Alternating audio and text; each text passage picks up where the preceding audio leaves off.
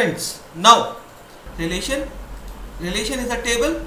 It is a grid made up of rows and columns. Okay. Now tuple. Next is tuple. A row in a table is known as a record or a tuple. A tuple holds all the data on a single item.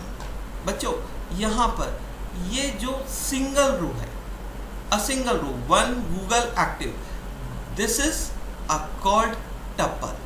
So a single record, a single row of a relation is called the tuple.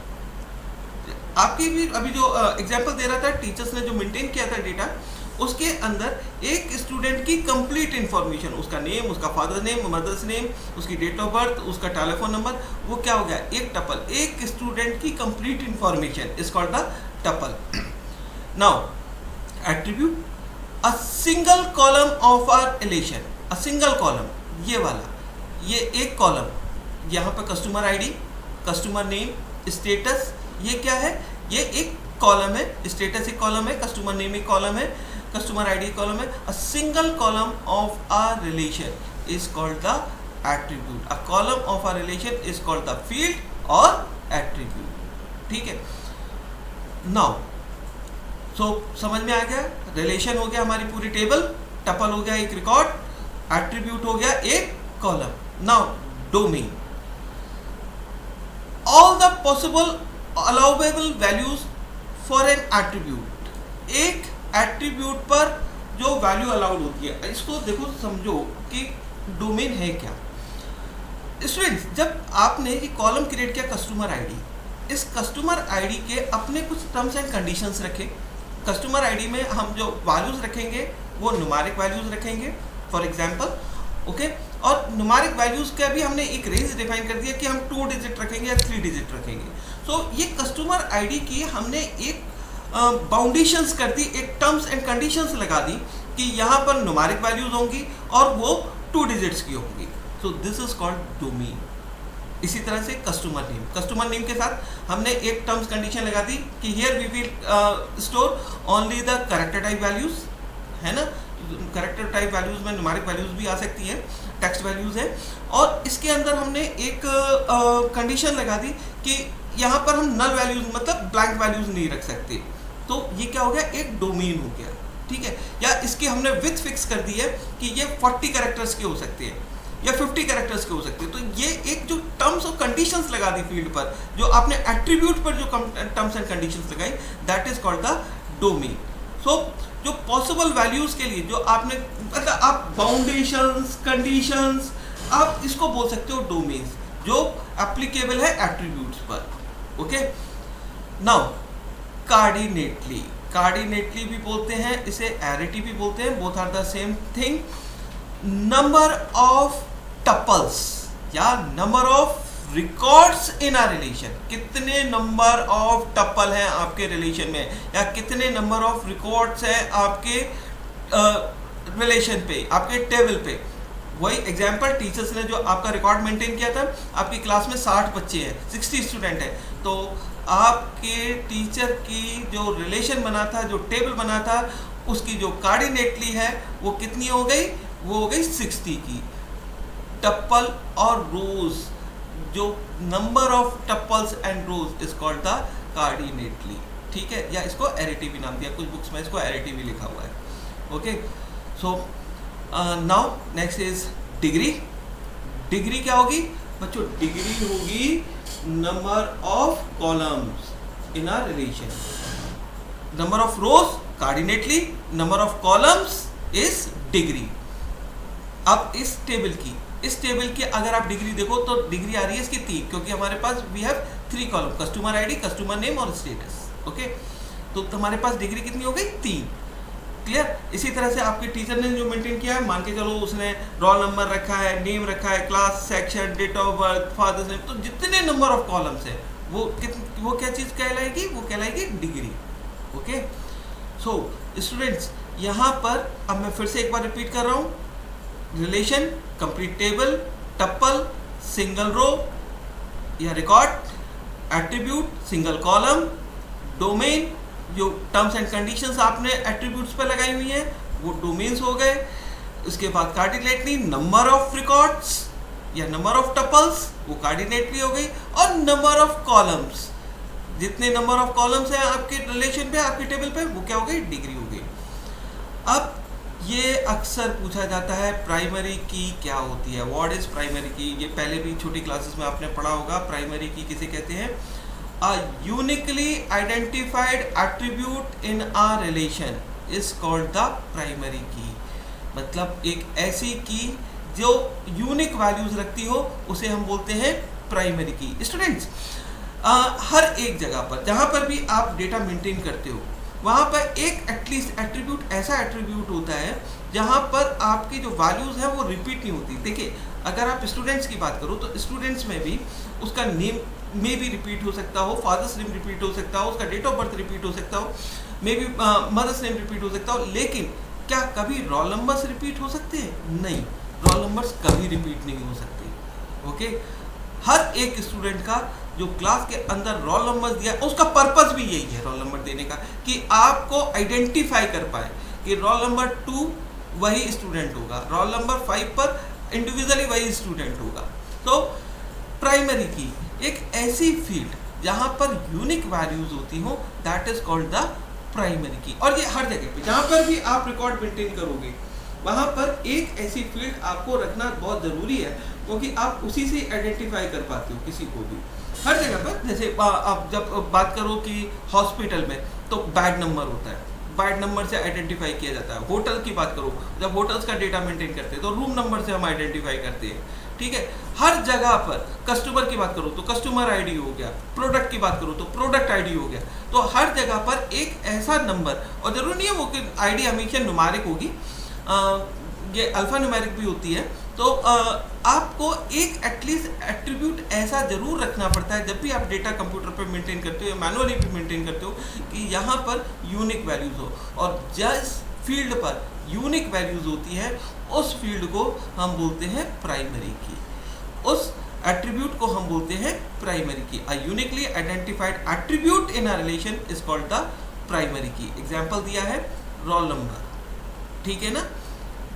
Now दूसरी की है candidate की। अब candidate की क्या है? Candidate की students, tables में या आपके रिलेशन में जरूरी नहीं है कि एक ही ऐसा फील्ड हो जिसमें यूनिक वैल्यूज हो। कई बार ऐसा भी देखने को मिलता है कि हमारे टेबल्स पर, हमारे रिलेशंस पर एक से ज़्यादा ऐसी फील्ड्स होती है, एक से ज़्यादा ऐसे एट्रीब्यूट होते हैं जिन पे यूनिक वैल्यूज होती हैं। फॉर एग्जांपल, आपका अगर स्कूल में बात करो तो आपका रोल नंबर आपकी क्लास में यूनिक है, लेकिन आपका एसआर नंबर या एडमिशन नंबर जिसको बोलते हो आप लोग, वो भी, या कंप्यूटर कोड बोलते हैं कहीं पे, तो वो भी तो यूनिक है। पूरे स्कूल में वो नंबर सिर्फ आपके पास ही है, ठीक है ना। तो हर स्टूडेंट का एक यूनिक नंबर भी दे रखा है।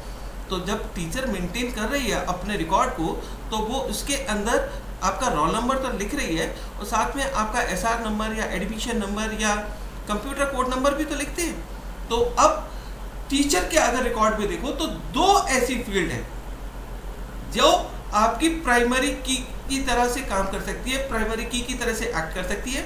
एक आपका रोल नंबर और दूसरा आपका एडमिशन नंबर या एसआर नंबर या computer code number. So both are the candidates for the primary key. आप किसी को भी प्राइमरी की बना सकते हो, ठीक है ना। तो जब एक से ज़्यादा एट्रीब्यूट्स ऐसे होते हैं जिनके अंदर प्राइमरी वैल्यूज़ होती हैं, यूनिक वैल्यूज़ होती हैं, so they are called the candidate key. तो मैंने यहाँ पे लिखा है is an attribute or set of attribute that uniquely identify a record among the set of candidates, one candidate key is chosen as a primary key, ठीक है ना। तो both are the candidates for the primary key. तो आपके पास एक से ज़्यादा जब एट्रीब्यूट होंगे जो यूनिक वैल्यूज रखते होंगे उनको बोलेंगे हम कैंडिडेट की। ओके, अब बात आती है ऑल्टरनेट की। बहुत सिंपल है ऑल्टरनेट की। आपके पास कैंडिडेट की एक से ज़्यादा है ना। अब उस कैंडिडेट की में से एक आपने प्राइमरी की चूज कर ली, अब जो दूसरी बाकी बची वो कौन सी रह गई? वो रह गई ऑल्टरनेट की। ओके, वही अभी टीचर का मैंने यहाँ पे देखो एक फॉर्मूला भी दिया।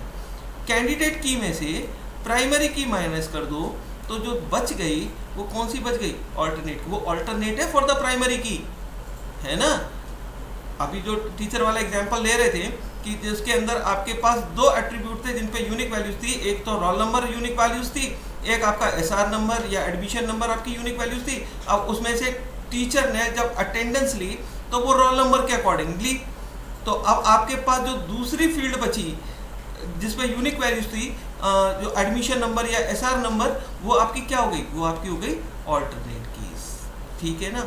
सो स्टूडेंट्स, प्राइमरी की क्लियर है, यूनिकली आइडेंटिफाइड कैंडिडेट एक से ज़्यादा, और ऑल्टरनेट की हो गई आपकी कैंडिडेट की में से प्राइमरी की माइनस कर दो, ऑल्टरनेट की बचेगी, ठीक है। ऑल्टरनेट कैंडिडेट कीज भी कई एक बार कई से ज़्यादा हो सकती हैं, तो उनमें से कोई एक ही प्राइमरी की बनेगी, किसी एक से ही आप चूज करोगे, तो बाकी जितनी रिमेनिंग बची वो सब क्या हो जाएंगी, ऑल्टरनेट कीज हो जाएगी, ओके। अब बात करते हैं कंपोजिट की का। कंपोजिट की कौन सी होती है, कंपोजिट की बच्चे होती है हमारी, इसको बहुत अच्छे से समझो कि कंपोजिट की होगी, फॉर एग्जाम्पल, इसको मैं एक अच्छे से एग्जाम्पल से एक्सप्लेन करता हूँ आपको। आप असेंबली में खड़े हो, स्कूल असेंबली में, इन द मॉर्निंग असेंबली, अब वहाँ से मुझे किसी एक स्टूडेंट को आइडेंटिफाई करना है, एक स्टूडेंट को मुझे बाहर निकालना है, तो मैं क्या बोलूँ कि जिससे कि वो स्टूडेंट मेरा असेंबली से बाहर आ जाए। एक तो ये तरीका है कि मैं उसका एडमिशन नंबर या एसआर नंबर बोलूँ। अब जरूरी नहीं है कि हर स्टूडेंट को अपना एसआर नंबर या एडमिशन नंबर याद हो, या टीचर को भी याद हो कि मैं उसको, और क्या तरीका हो सकता है कि मैं किसी एक पर्टिकुलर स्टूडेंट को असेंबली से बाहर निकाल सकता हूँ। मैं यहाँ पर तीन चीज़ बताऊँ, मैं बताऊँ कि roll number 24 of class 12th and section C, class 12th C section का रोल नंबर 24 बाहर आ जाए, तो यहाँ पर क्या हुआ, यहाँ पर मैंने तीन एट्रीब्यूट्स को मिलाया, ठीक है। तीन एट्रीब्यूट्स को मिलाने के बाद मैंने एक आइडेंटिफाई किया एक स्टूडेंट को, तो ये क्या हो गया, कंपोजिट की। तो कंपोजिट की का मतलब क्या हो गया, the combination of more than one attribute that can use to make uniquely identify each record is called the composite key. जब एक से ज़्यादा एट्रीब्यूट को मिलाने के बाद आपको किसी स्टूडेंट को आइडेंटिफाई कर पा रहे हो या किसी रिकॉर्ड को आइडेंटिफाई कर पा रहे हो, that is called the composite की। एंड फाइनली फॉरेन की क्या होगी, फॉरेन की होगी, ये भी वो एट्रीब्यूट होगा जब कई बार क्या होता है कि हमारे रिलेशन पे, हमारे टेबल पर कोई ऐसा नहीं मिल पाता कि जिससे हम स्टूडेंट को आइडेंटिफाई कर पाए, तो होगा क्या कि हम अदर टेबल से, फॉरेन का मतलब क्या होता है, विदेशी ना, तो हम किसी दूसरे टेबल के किसी एट्रीब्यूट से अपने टेबल के किसी रिकॉर्ड को आइडेंटिफाई कर पाए। वैसे प्रैक्टिकली ये क्लास 12th में फॉरेन की का यूज़ थोड़ा कम यूज़ होगा, ये हमें प्रैक्टिकली यूज़ करने को नहीं मिलेगी। इसकी डेफिनेशन ही हमारे लिए काफ़ी होगी क्लास 12th के अगर सिनेरियो में देखो तो, जहाँ पर हम किसी दूसरी टेबल से अपनी टेबल पर रिकॉर्ड को आइडेंटिफाई कर पाते हैं, is used to generate the relationship between the table. Foreign key is a field database table that is a primary key in another table. दूसरी टेबल की प्राइमरी की से हम अपने टेबल के रिकॉर्ड्स को आइडेंटिफाई कर पाते हैं, उसे बोलते हैं हम फॉरेन की, ठीक है। सो स्टूडेंट्स, अभी इसको हम यहीं पे फिनिश करते हैं। ये वाला वीडियो नेक्स्ट वीडियो में मैं और आगे बात करूंगा। नेक्स्ट वीडियो में हम बात करेंगे क्लासिफिकेशन ऑफ एसक्यूएल स्टेटमेंट की। तो ये वीडियो नेक्स्ट वीडियो पे आप एसक्यूएल स्टेटमेंट्स देखेंगे और रिलेशनल अलजेब्रा के बारे में भी बात करूंगा। So thank you very much, have a nice time, thank you.